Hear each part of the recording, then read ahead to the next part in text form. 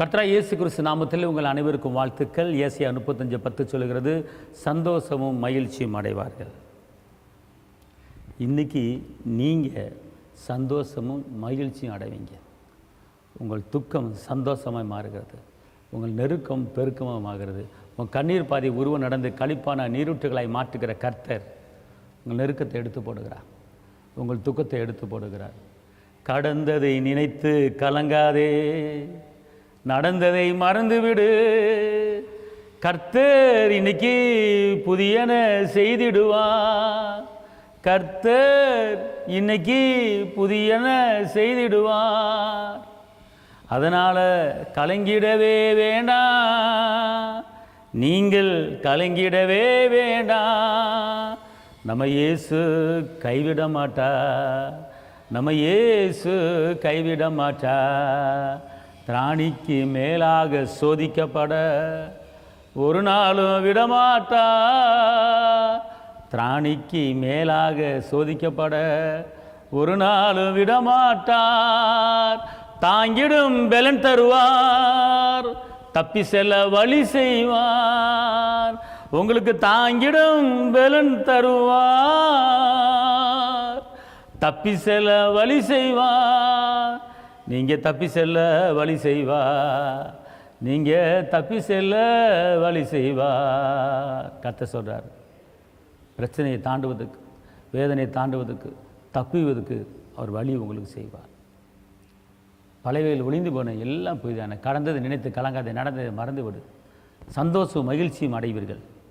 அன்பார்ந்தவர்களே, இந்த நாள் பல வேதனைகளையும் சுமந்து கொண்டு இருக்கிற நிலைமையில் நீங்கள் இருக்கலாம்.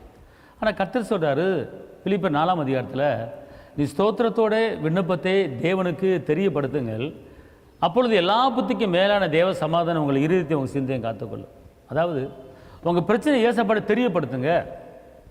நீங்கள் ஒரு 4 பேர்த்தில் சொல்லிவிட்டு தான் 5ஆவது ஆளை தான் ஏசப்பாட சொல்கிறீங்க. 8 பேர்த்தில் சொல்லிவிட்டு 9ஆவது ஆளை தான் ஏசுகிட்ட சொல்கிறீங்க உங்கள் பிரச்சனையை. நான் என்ன சொல்கிறேன், யார்கிட்டையும் சொல்லாதீங்க. பிரச்சனையை முத ஏசப்பாட்ட தான் சொல்லணும்.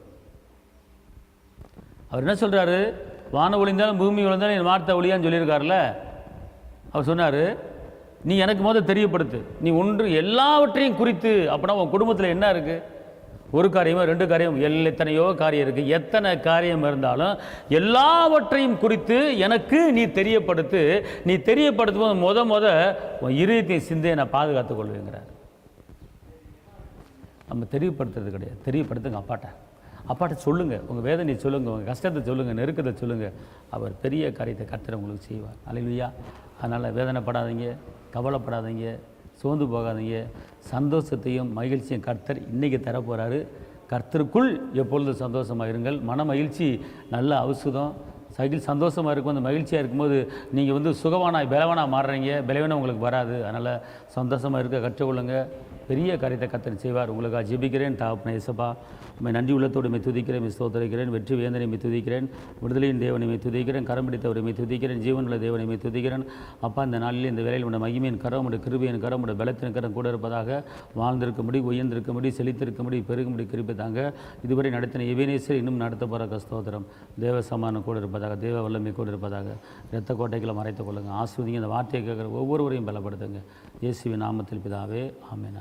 கர்த்தர் உங்களை ஆசீர்வதிப்பார். அல்லேலூயா. தேவனுக்கு மகிமை.